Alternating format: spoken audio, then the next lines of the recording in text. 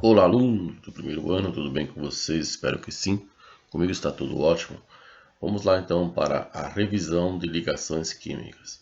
Peço a vocês que assistam essa videoaula para revisão para garantir o seu 10 lá na avaliação.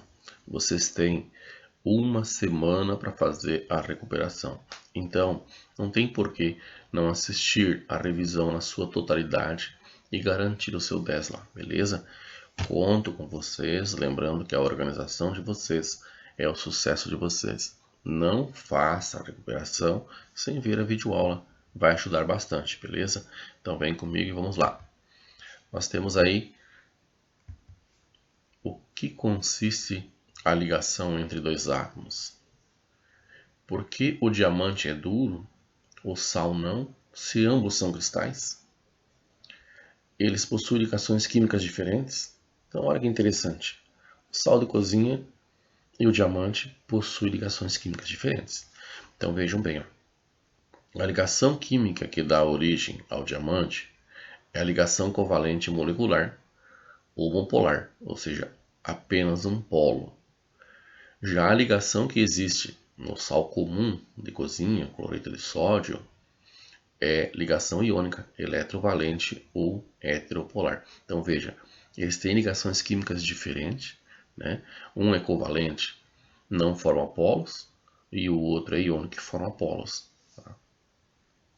Então, nós observarmos aí, ó, falando um pouquinho mais do diamante, ó, o diamante e o grafite diferem pelo arranjo das ligações do carbono, chamada alotropia, ou seja, o carbono forma o diamante e o carbono forma o grafite.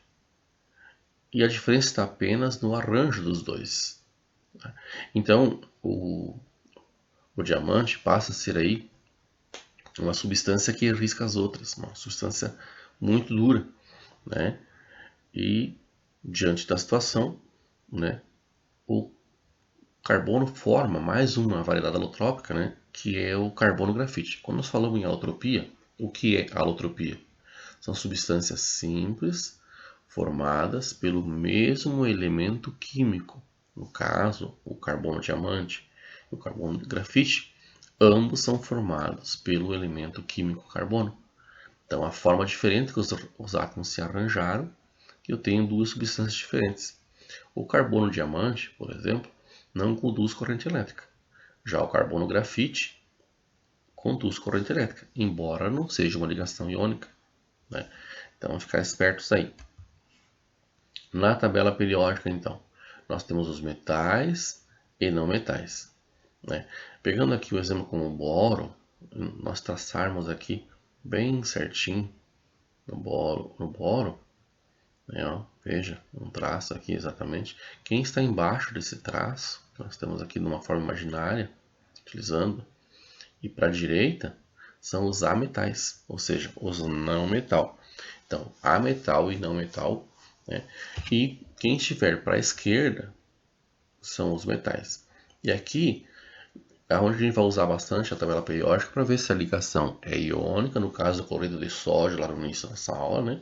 Do NaCl, que é um cristal e é muito diferente do diamante, que também é um cristal, e são ligações químicas diferentes, né? Então, para nós sabermos aqui, pegando o cloreto de sódio, ó, o sódio está no lado esquerdo da tabela, ou seja, de um lado da tabela. Combina com o cloro que está do outro lado. E o cloro, ó, está lá nos ametais. E o sódio está nos metais. Quando eu tiver um metal mais um ametal, aí sim eu estou diante de uma ligação iônica. Então a tabela periódica é bem importante também, quem tem acesso a ela, para estar vendo se a ligação é iônica, se a ligação é covalente, né? Entre a situação temos aqui mais um resuminho pequeno, né? Metais tendem a formar cátion, então aqueles que estão no lado esquerdo da tabela periódica, naquela linha imaginária que nós colocamos lá no laser anteriormente. Para a esquerda são os que vão formar cátions. Cátions é ter carga positiva. Então, alguns exemplos. O sódio, o potássio e o rubídio pertencem ao grupo 1. Então, para eles atingirem o octeto, eles vão ter que perder um elétron. E vão originar esses cátions aqui, ó. Sódio, potássio e rubídio, que são os animais. Uma carga positiva. Quando eu tiver duas cargas positivas aqui, eu tenho então magnésio, cálcio e o bário. Vieram da onde? Vieram lá dos metais alcalinos terrosos, lá do grupo 2 da tabela periódica. Né? Magnésio, cálcio e o bário. Para eles atingirem o octeto, ou seja, ficar com 8 elétrons na última camada. Na sequência a gente vai falar um pouquinho mais de octeto aí, tá? Perde 2 elétrons, que origina então magnésio, cálcio e bário, todos com valência mais 2. Esses aqui então são os cátions, após eles ter transformado-se em íons positivos. Tá? Então, para eles transformar-se em íons positivos, eles tiveram que perder elétrons. Muito bem. O alumínio no grupo 13, é o que mais participa lá então, atinge o octeto, perde 3 elétrons para isso. Tá? Então, para ele atingir o octeto, vai ter que perder 3 e vai se originar em um íon, alumínio trivalente. E um cátion, né? Eu tenho o íon ânion também. Falando em íon ânion, está aqui, né? São os não metais. Então, se eu pegar lá no grupo 15 da tabela periódica, nós temos o nitrogênio e o fósforo. O nitrogênio e o fósforo, eles para atingir o octeto, eles vão ganhar elétrons. E quando eles ganham, o número de elétrons que eles ganham passa a ser a sua carga aqui. Então, como eles estão no grupo 15, para chegar em 8, é mais fácil eles ganhar 3 do que perder 5. Quando nós falamos antes do cálcio, era mais fácil ele perder 2 da última camada, que é a camada de valência, do que ganhar 6. Então, sendo assim, olha, ganho de 3 elétrons, que origina o íon ânion, N3 e P3. Então, esse 3 aqui é o número de elétrons que ele precisa ganhar, né? Isso numa ligação iônica. Vocês vão perceber no decorrer que na ligação covalente ele não vai ganhar nem perder elétrons. E isso nós estamos falando justamente para a ligação iônica. Nós temos no grupo 16, lá nos calcogênios, né? Nós temos o oxigênio e temos o enxofre. Para eles atingirem o octeto, eles vão ganhar 2 elétrons cada um, né? E que vão se originar nos íons cátions, O2- e S2- oxigênio e enxofre. Já no grupo 17, que foi pegado o fúrio e o cloro, né? Mas tem os demais também. No grupo 17 está os halogênios, né? Para eles atingirem o octeto, vão ganhar um elétron e vão se originar no íon cátion monovalente, né? Então, melhorando um pouco, né? Tipo de ligações. Nós temos então, quando a ligação ocorre entre metal e ametal, forma a ligação iônica, né? Ou seja, do lado esquerdo da tabela periódica com alguém do lado direito, a ligação é iônica. Se caso for metais entre si, a ligação é metálica, né? E se for ametais entre si, a ligação é covalente. Agora, no decorrer, a gente vai melhorando um pouquinho isso, né? Regra do octeto. O que seria essa regra do octeto, então? Um átomo adquire estabilidade quando possui 8 elétrons na camada de valência, ou seja, atinge a configuração eletrônica de um gás nobre. O sódio, por exemplo, olha, na sua distribuição eletrônica ele tem um S2, 2P6, 3S1. A última camada dele, que é a camada 3, tem um elétron. Ele é instável. Ao perder esse um elétron, ele passa a ter uma nova configuração eletrônica semelhante à do neônio.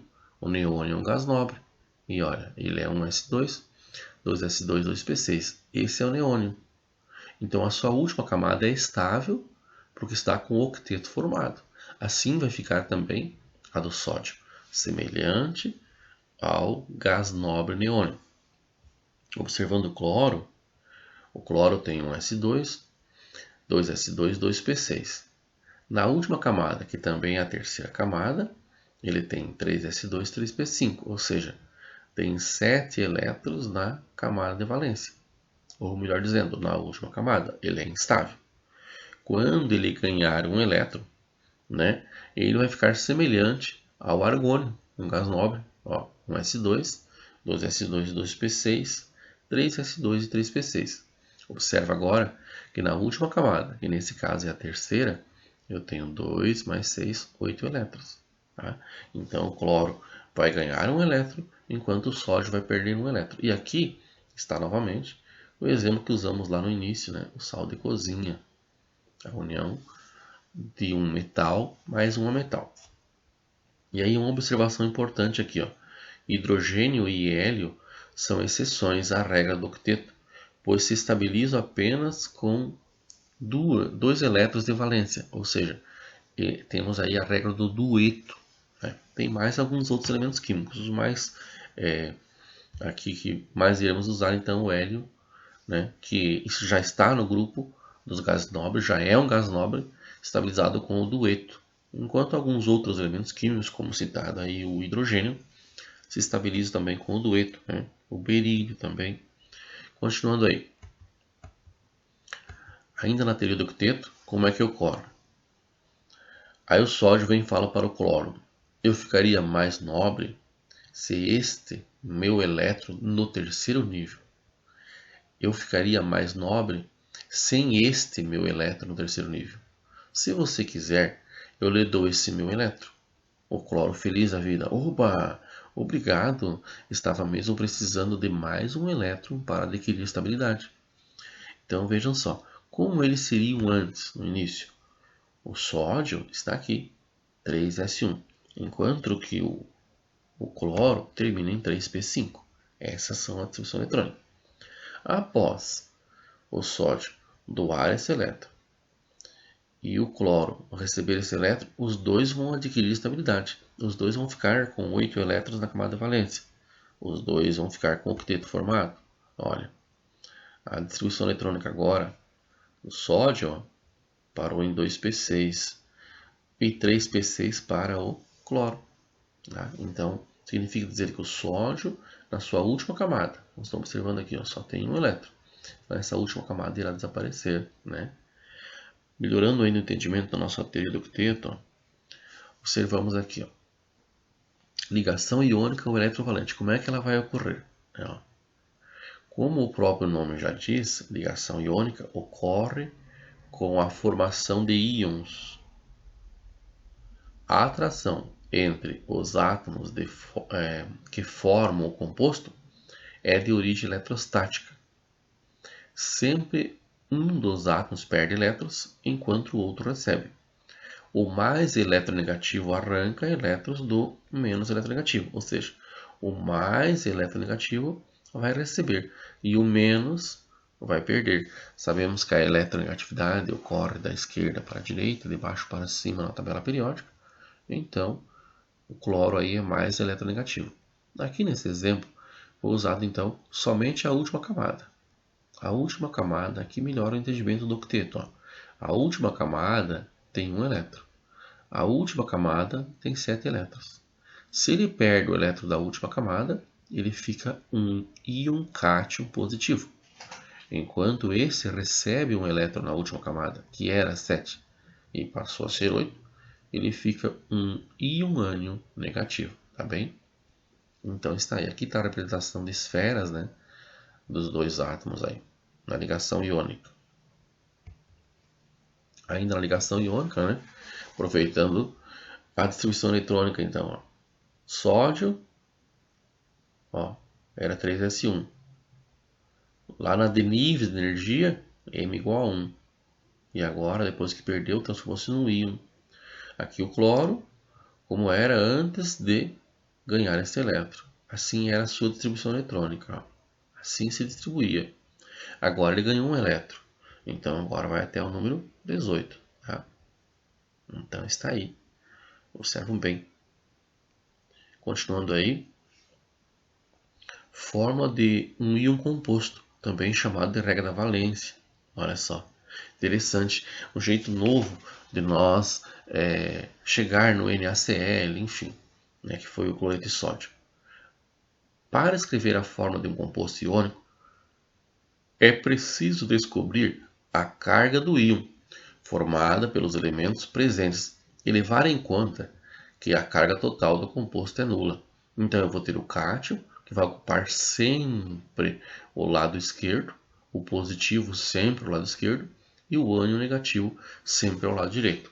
Então eu coloquei alguns exemplos aqui para a gente ir discutindo sobre a regra da valência.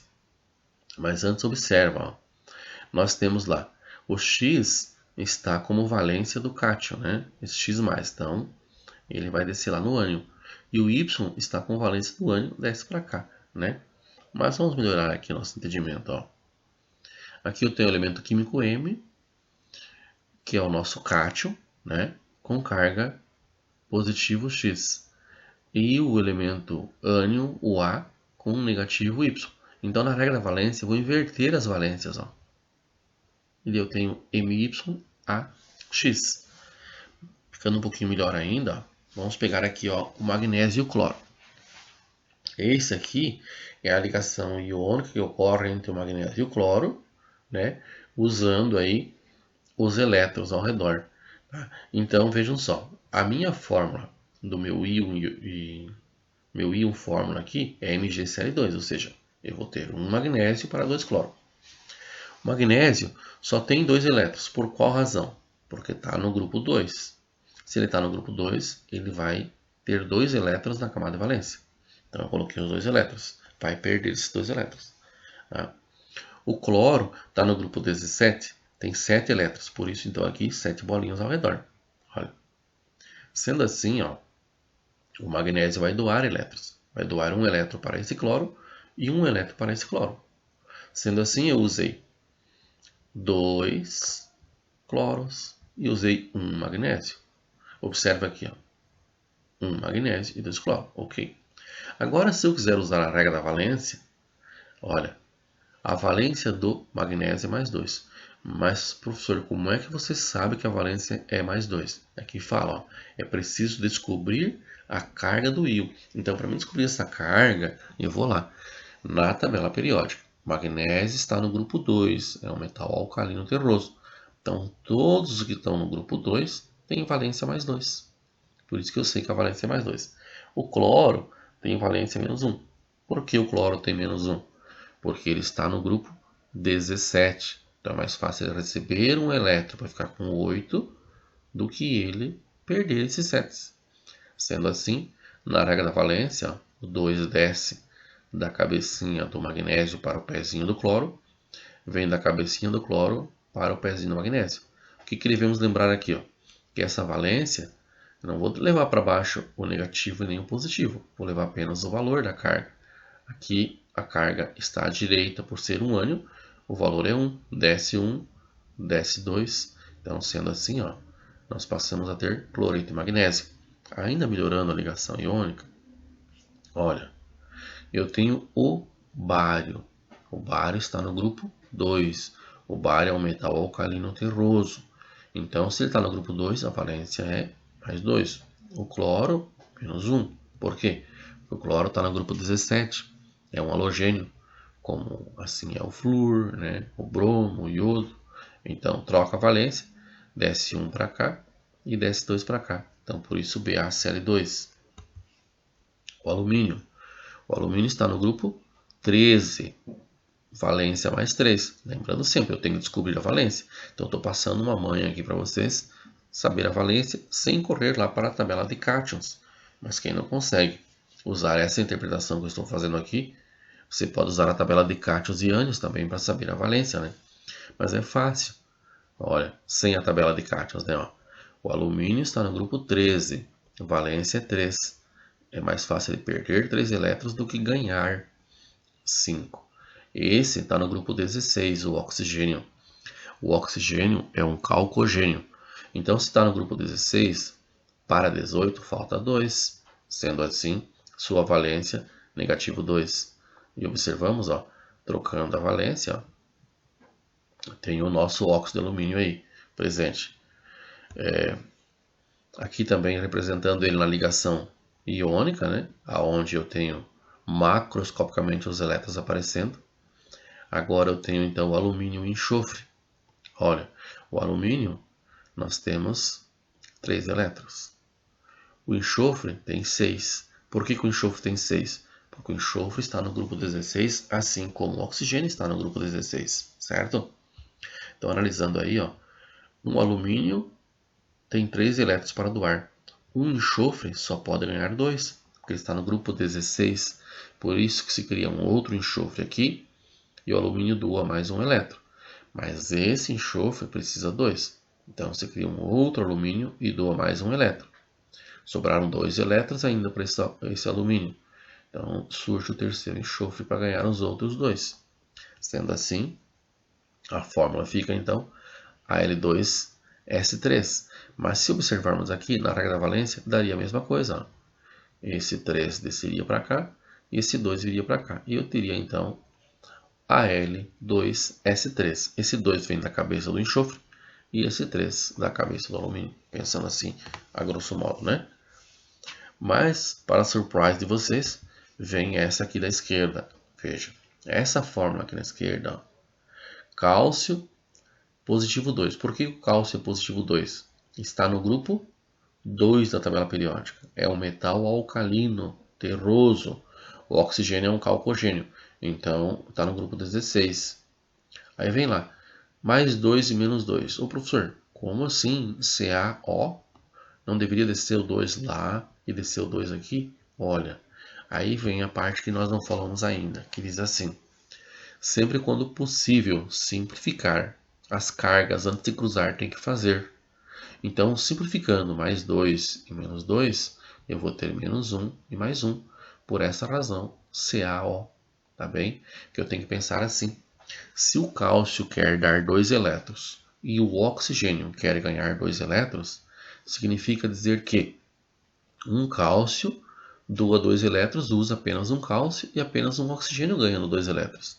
Então, já explica por que eu não vou cruzar aqui, né? Porque se eu cruzar aqui, eu não terei a minha fórmula correta. Então, tem que cuidar. Nesses casos, não simplificamos porque não era possível. Agora aqui é possível, né?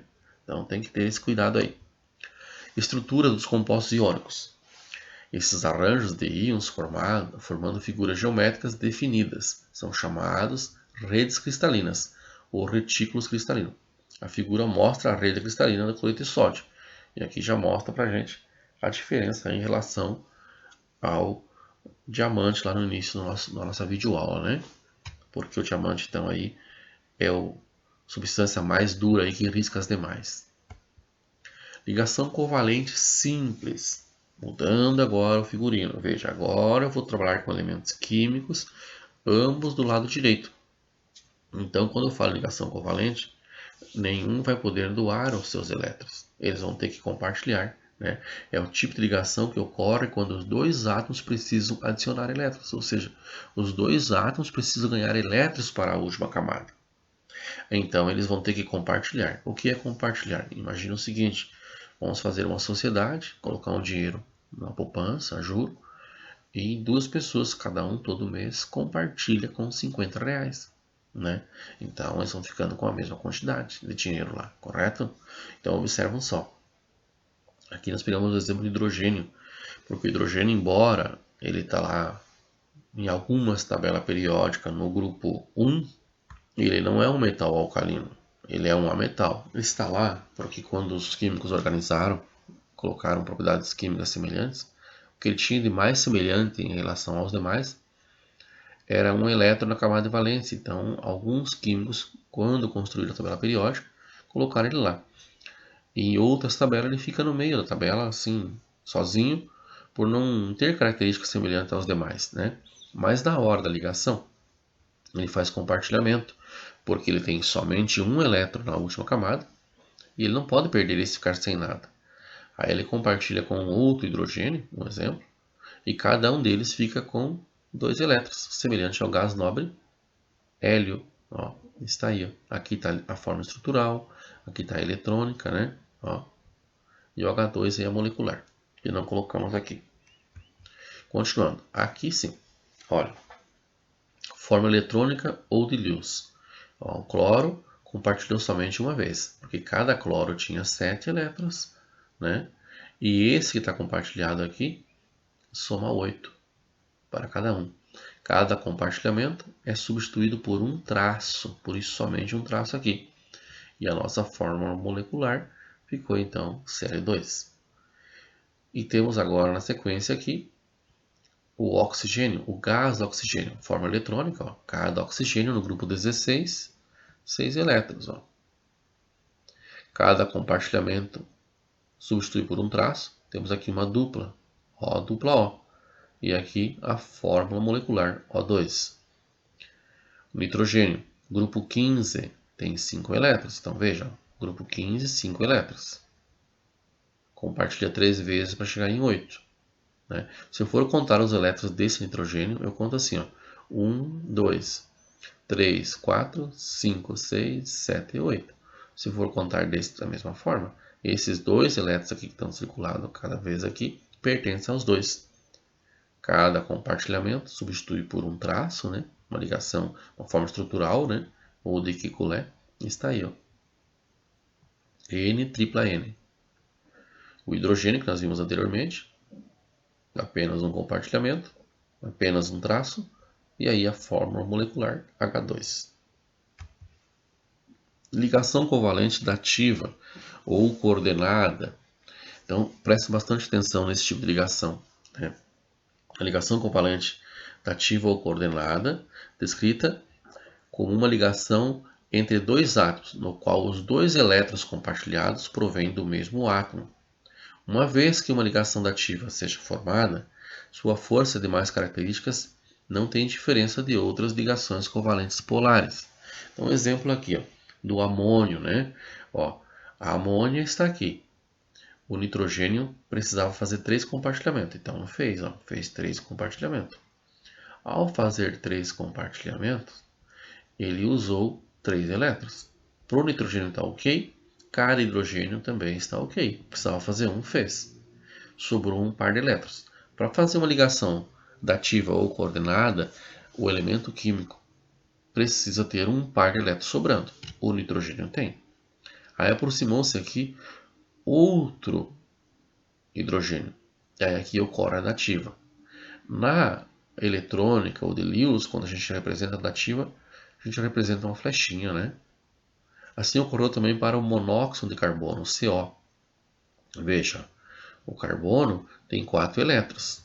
Ó, 1, 2, 3, 4. O oxigênio tem 6. 1, 2, 3, 4, 5, 6. Quando eles fizeram esses dois compartilhamentos, eles fizeram o oxigênio, por exemplo, fez todas as suas ligações covalentes normais que ele podia. Por que ele só pode 2? Porque está no grupo 16. Mas o carbono falta ligações para chegar em 8. Né? Aqui ele está com 6. Aí o oxigênio empresta esses 2 elétrons para o carbono usar como se fosse dele, mas não é. E também não é compartilhado. Então aqui é a ligação coordenada ou dativa. Lembrando que quando eu vou fazer a estrutural, eu não preciso mais pôr flechinha. Você tem que entender assim, que o carbono deveria chegar nele 4 traços. Está chegando só 3? Então, um deles é dativa, porque aonde é dativa, vai um par de elétrons. Um par de elétrons é 2 elétrons. E outra coisa, o oxigênio deveria sair dele 2 traços. Se está saindo 3, um deles só pode ser dativa. Então você tem que ter esse entendimento aí, beleza? O ozônio, olha, o que eu não tenho bastante cuidado com o ozônio? O ozônio está no grupo 16, eu tenho 3 oxigênio. Essa forma que eu estou mostrando para vocês aqui, essa aqui é errada. Tá? Embora você olhe aqui, opa, o oxigênio precisa fazer 2 compartilhamentos, fez 2. O oxigênio tem que fazer 2, fez. E aí aqui você formou um triângulo amoroso. Então, ó, não é permitido aí o triângulo amoroso, tá bem? Como seria o certo então, né? Vamos só pôr lá. Como seria o certo então? O certo seria isso aqui, ó. Oxigênio, fez 2 compartilhamentos com um oxigênio, sobrou 2 elétrons, ele fez uma dativa, olha a flechinha aqui, ó. E aqui está a estrutural do ozônio. Então, triângulo amoroso não é permitido a ligação química. Então, por isso que isso aqui está errado, beleza? Então, bastante cuidado aí com a questão do ozônio. Tem ligação dativa no ozônio? Tem. Mas o ozônio também, temos a ressonância do ozônio. Como é que vamos entender então a ressonância do ozônio? A molécula de ozônio, por exemplo, pode ser representada por uma das seguintes formas estruturais abaixo. Então veja bem o que é ressonância. Quando eu posso representar uma forma estrutural de duas maneiras diferentes. Olha, o oxigênio ocupando o lado direito com a dupla e ocupando o lado esquerdo com a simples. Depois nós representamos o contrário, o oxigênio ocupando a dupla para a esquerda e o outro oxigênio ocupando a simples para a direita. Então essas duas formas de representar, a gente fala que eu tenho então a ressonância do ozônio. Qual deles é correta? A resposta é as duas e nenhuma. Por quê? De fato, essas duas formas de representar a molécula de ozônio são aceitas, esta e essa, né? Mas nenhuma delas possui existência física real, pois verifica-se experimentalmente que o comprimento de uma ligação dupla é menor do que de uma ligação simples. E isso que se verifica na realidade. Mas no ozônio, não. Ambas as ligações estabelecidas, veja bem, ambas as ligações estabelecidas entre os átomos de oxigênio têm o mesmo comprimento de energia, ou seja, são iguais. Para uma exceção, então, aí, a dupla e a simples. Então, para mostrar essa igualdade, vem o híbrido, né? A apresentação mais próxima do real para a molécula de ozônio é uma média das estruturas de ressonância, ou seja, o híbrido de ressonância. Então, veja só. Assim, eu estou representando o híbrido de ressonância, mostrando o tamanho real possível dos dois. E esse pontilhado, estou dizendo que a dupla pode estar aqui ou pode estar lá, com o mesmo comprimento. Tá? Então, ressonância do ozônio, se eu quiser representá-lo, eu represento assim. Se eu quiser representar o híbrido do ozônio, então eu coloco o pontilhado dizendo que a dupla eu posso vê-la aqui ou vê-la lá. Por isso o pontilhado. Muito bem. Mas vejam esse exercício aí. A estrutura eletrônica do ozônio é representada pelas fórmulas de ressonância. Está aqui, fórmula de ressonância. Em relação a essa substância, responda. Como você sabe que o ozônio sofre ressonância? O que é um híbrido de ressonância? Represente o híbrido de ressonância do ozônio. Forneça outro exemplo de substância que sofre ressonância. Indique as formas de ressonância possíveis e o respectivo híbrido de ressonância. Então observa aí, letra A então. Como você sabe que o ozônio sofre ressonância? Pode ser representada por duas fórmulas estruturais. Por isso o ozônio sofre ressonância. Eu tenho essa representação e essa. São diferentes. Dupla para a esquerda e dupla para a direita. O que é um híbrido de ressonância? Represente o híbrido de ressonância do ozônio. Olha aí, Híbrido de ressonância é a representação mais próxima do real para uma molécula, ou seja, é uma média das estruturas de ressonância. Está aqui, pontilhado, mostrando para nós que a dupla pode estar aqui ou pode estar lá. Esse, então, é o híbrido de ressonância. Um outro exemplo de substância que sofre ressonância, é o benzeno. Olha, aqui está o benzeno. Se você observar aqui, olha onde é que estão as duplas. Dupla, dupla, simples, dupla, simples, dupla. Tá? E agora nós trocamos. Se a dupla estava aqui, aqui não tem dupla. Isso é a ressonância. Eu tenho duas formas de representar, mudando as posições das duplas ligações. Podemos também ver aqui, que é um pouquinho maior, né? Simples, dupla. E agora, dupla, simples. É o mesmo composto, né? Muito bem, então. Está aí, então, a continuação. E o híbrido de ressonância, né? É o pontilhadinho aqui por dentro. Não coloquei aqui na imagem. E o pontilhadinho, né? Mostrando aí que a dupla pode alternar. Ela pode estar aqui, simples, dupla, simples, aqui embaixo, simples, dupla. Então, isso é ressonância. É a alternância das duplas de ligação, tomando toda a posição aí do anel. Muito bem. Expansão e contração do octeto. Algumas exceções à regra do octeto. Então, vamos entender o que é uma expansão e o que é uma contração no octeto. Olha, há compostos em que os átomos não obedecem à regra do octeto, ou seja, não atingem 8 elétrons na última camada, mas buscam dessa forma igual a sua estabilidade. O exemplo aí, então, o berílio, o hidrogênio, ó, estabilizaram com 2 elétrons. Ó. No berílio, o hidreto de berílio, o átomo de berílio estabiliza com 4 elétrons. Olha, enquanto o hidrogênio se estabiliza com 2 elétrons. O dueto e o hidrogênio com o dueto e o berílio com o quarteto. E ambos não estão na tabela periódica assim. Aliás, o hidrogênio ainda tem o hélio lá, né? Mas o berílio não tem ninguém com 4 elétrons. Tá? Então, uma regra é exceção. Aí nós temos lá o boro, fluoreto de boro. Então, se nós observarmos aqui, o boro se estabiliza, olha, veja bem, ó, com o sexteto, ó, 6 elétrons. Enquanto o flúor sim com os seus 8, né? Mas o boro estabilizou com o sexteto, 6 elétrons. Então, tanto o hidreto de berílio quanto o fluoreto de boro, nós estamos aqui com a contração do octeto, né? E quando eu tenho a expansão está aqui no exemplo, ó. O fósforo teria que fazer 3 compartilhamentos, porque ele está no grupo 15. Está no grupo 15, tem 5 elétrons, para 8 falta 3. E ele fez, olha só, 5 compartilhamentos. Então, a expansão do octeto. Aqui, mais um exemplo. Aqui é do ácido fosfórico, né? Aquele ácido está na Coca-Cola. E aqui nós temos o pentacloreto, ó, de fósforo. Então, eu tenho 5 cloros ao redor. Cada cloro está certo, um compartilhamento. Sua regra do octeto está certa, embora a do fósforo não, que eu tenho uma expansão. O fósforo deveria fazer 3 compartilhamentos e ele fez 5. Então, são as exceções aí à regra do octeto. O enxofre, olha só, deveria fazer 2 compartilhamentos. Por quê? O enxofre está no grupo 16 da tabela periódica. Só que ao invés de ele fazer 2 compartilhamentos, ó, ele fez logo 6. Observaram bem? Aí está então a expansão, né, do octeto presente nessas duas estruturas aqui, bem como nessa. Então aqui está a expansão e aqui está a contração. Ligação metálica. A ligação metálica é constituída pelos elétrons livres que ficam entre os cátions dos metais, modelo do gás eletrônico ou do mar de elétrons, que também é chamado.